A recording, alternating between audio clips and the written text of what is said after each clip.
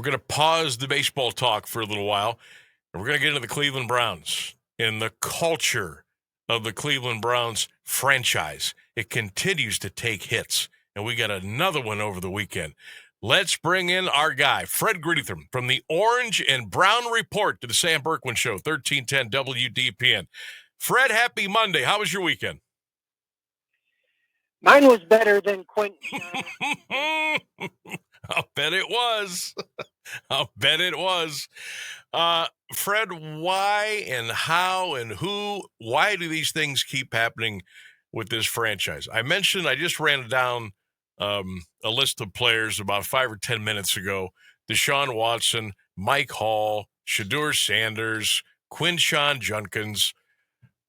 How does this and why does this keep happening? Yeah, it's very disconcerting. I don't know. At some level, I thought this was, in everything that I had read and research, this draft class was really clean on the surface, with no background problems and so forth. I think, sometimes it's hard to judge a 20. They like to draft 20 and 21-year-olds. They have age restrictions. The Browns really don't go, a lot of times somebody that's over 21. So I don't know if that has something to do with a mix of freedom and millions of dollars and things like that. I'm sure it has something to do with it, but it's hard to, really pin it down on what exactly is the problem. I don't think, in other words, I think this is the last phone call that Andrew Berry wants to get, or Kevin Stefanski, especially this time of the year during that break. You just hold your breath. They've got another one, Devin Bush, who's a veteran.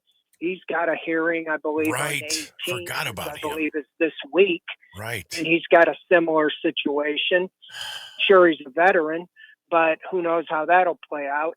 You think about last year, the Browns drafted Michael Hall in the second round, and his season was pretty much derailed because he had a domestic incident. Now, I think there was a little bit more involved. There was a gun involved and different things, and the victim recanted, and he still, I think, had 5-week suspension. The NFL, since the Ray Rice, and rightly so, has really cracked down on the domestic violence, and so who knows what'll happen.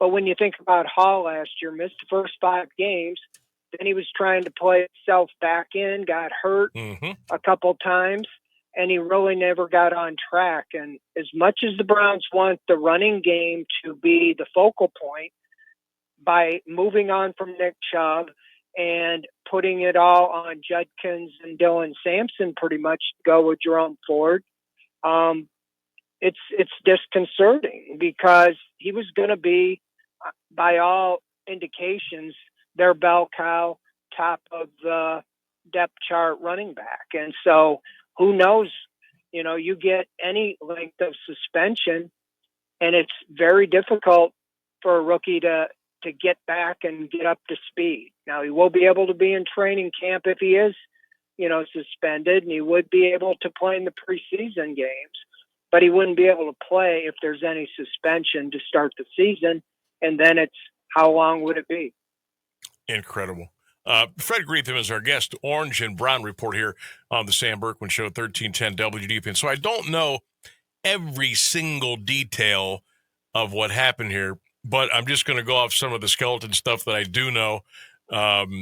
Arrested Saturday, spent the night in jail. According to a CBS reporter in Miami, a judge set his bond at $2,500 on a misdemeanor charge of domestic battery. So, you mentioned it, his release comes with a requirement to have no contact with the alleged victim, also prohibited from having access to firearms. Now the case is going to continue. The NFL could consider potential discipline under the personal conduct policy once the prosecution concludes, and there's still a chance he could be placed on paid leave given the nature of the alleged crime. Now I'm seeing that there was a 4 or 5 day waiting period before the victim came forward with this information.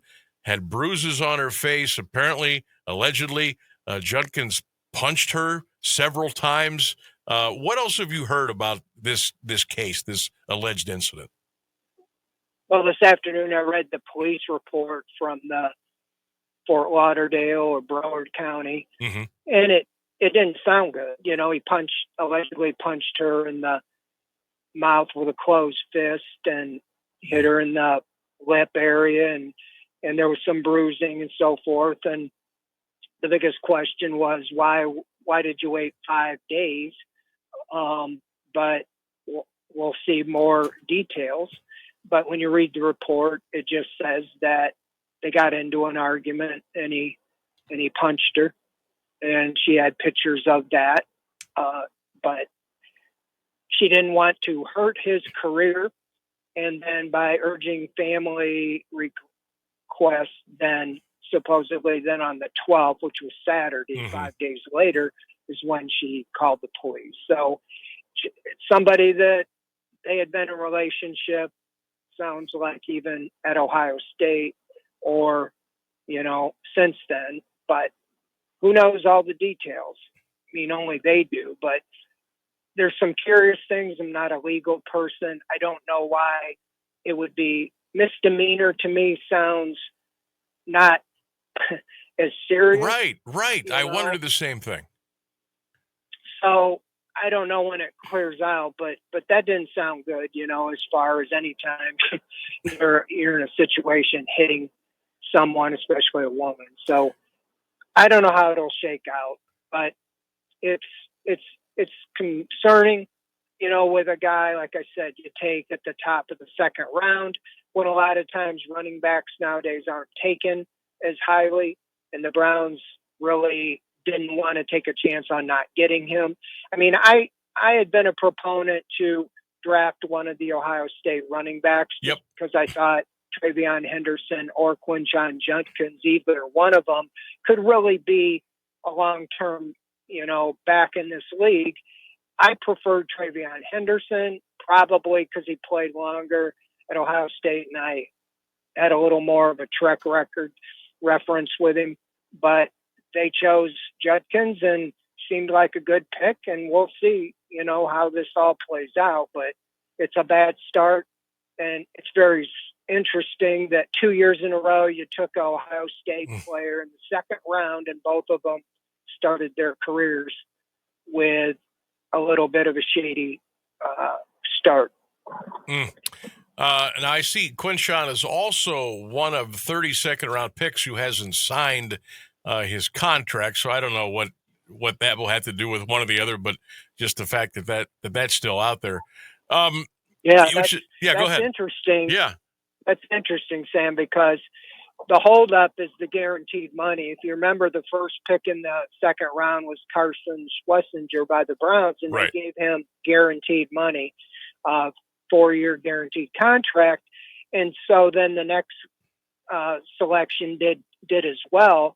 So there's been a stalemate. Well, I just think Mr. Judkins, depending on, what happens here, I would think you'd lose some of your leverage, as far as the guaranteed money. And he's, 3 picks behind Schlesinger. I mean, Schlesinger was, I think, 32. I guess he would be 4 picks at 36. Right. So his slot would take him down a little bit as far as the money's concerned then, right? A little bit of the money. I think the money comes out about the same. The question is 4-year guaranteed. Okay. And as I understand, that's what the Browns gave Schlesinger. And the reason 30 of the 32, all of them but the top 2, are all kind of holding out until the chain gets broke, so to say. And I think there's a couple people, at 34 and 35 that are ahead of Judkins that haven't signed yet. And so I think that could be, quite an interesting. There was some question, would he be in on time? I was pretty sure that he would be now. I would think all the more he would be. Fred Greetham is our guest, Orange and Brown Report. You can check him out on X at Fred Greetham9, at Fred Greetham9 on X. Does a terrific job covering the Cleveland Browns. So, Fred, what is the deal? Like, are the Browns just not, are they not vetting well enough? Are they not doing enough of a background check on some of these guys? I mean, the proof is in the pudding. The guys that they are drafting, they're missing out on possible bad character traits, character issues. Who is responsible for some of this?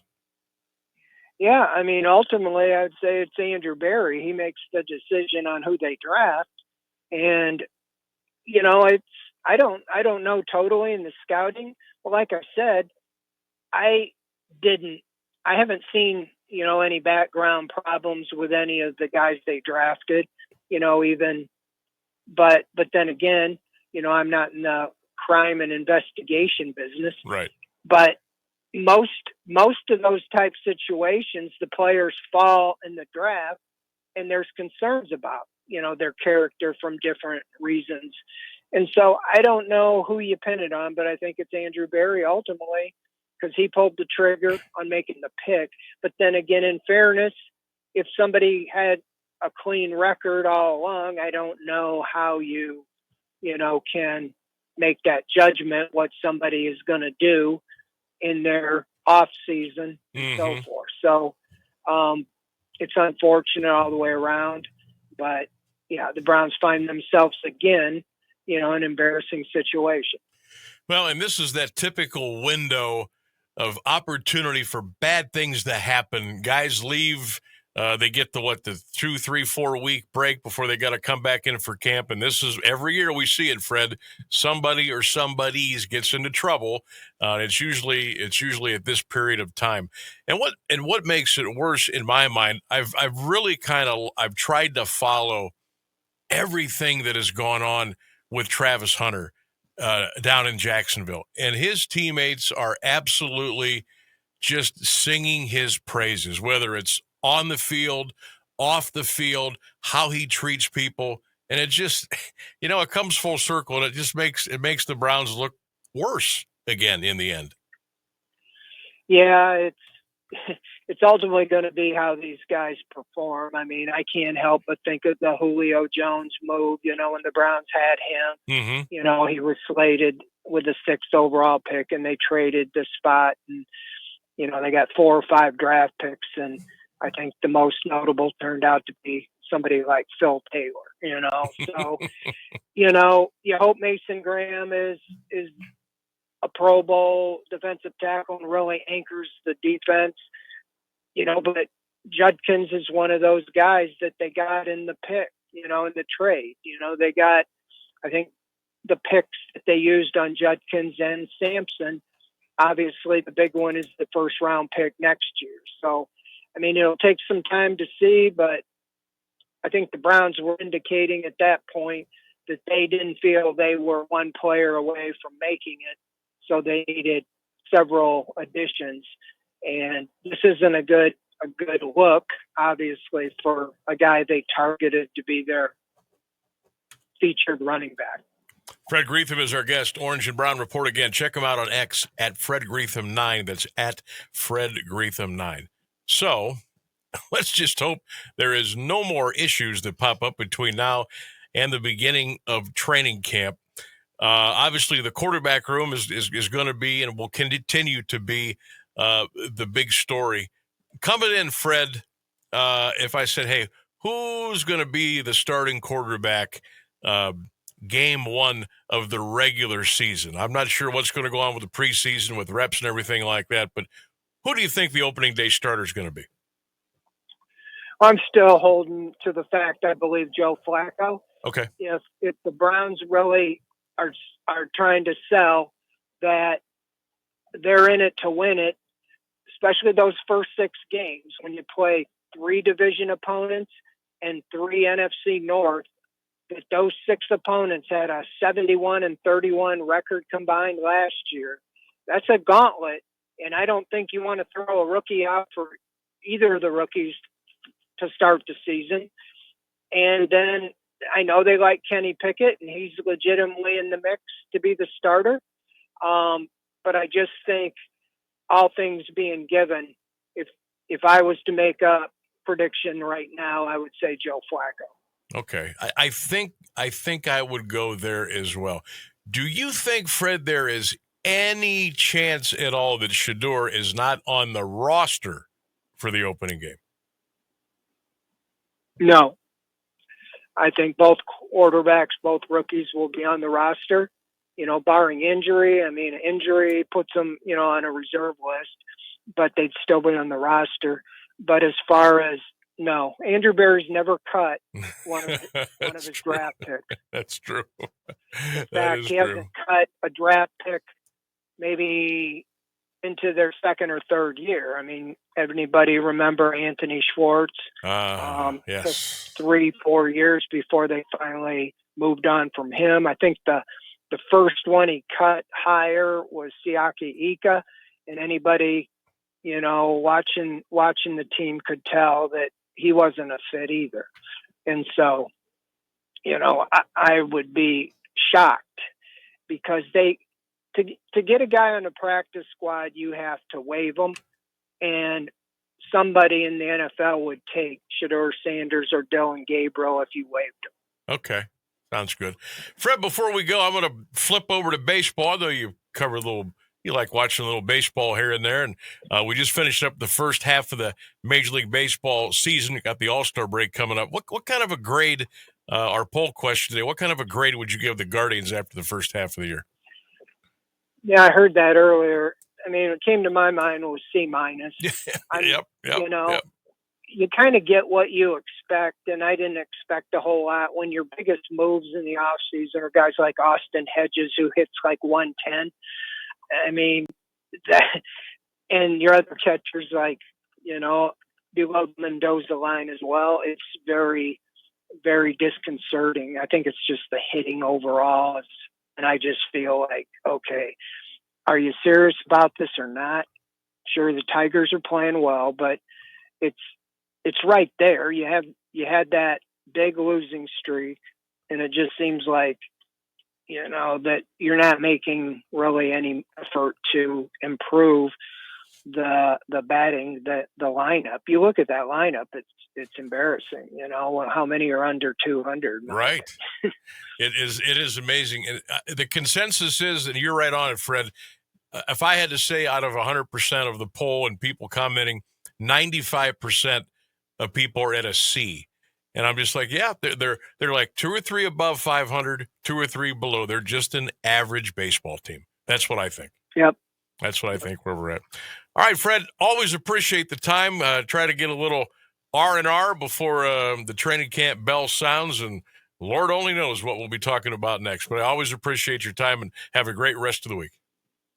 All right, Sam, thanks for having me. You bet. Fred Greetham, check him out on X at Fred Greetham 9. Fred Greetham from the Orange and Brown Report.